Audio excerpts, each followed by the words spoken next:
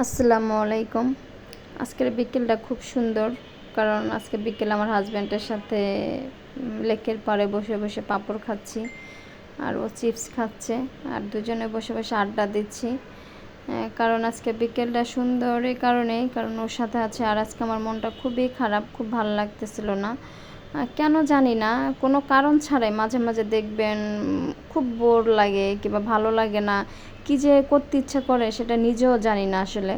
তো এরকম কারো কারো হয় কি না অবশ্যই বলবেন। তো আজকে সেম আমার ওরকম, আমার কোনো কিছু কাজও করতে ইচ্ছা করছিল না, ভালোও লাগতেছিল না, আর কেমন যেন খিটখিটে একটা মেজাজ হয়ে আছিল।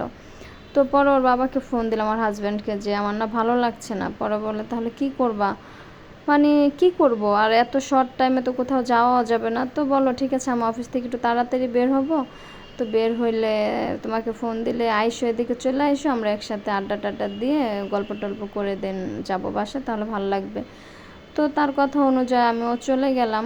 এখানে যাওয়ার পরে যেতে দেখবেন একটু রেডি হয়েছি, যখন যাওয়ার জন্য প্রিপারেশন নিয়েছি তখনই মনটা ভালো হয়ে গেছে।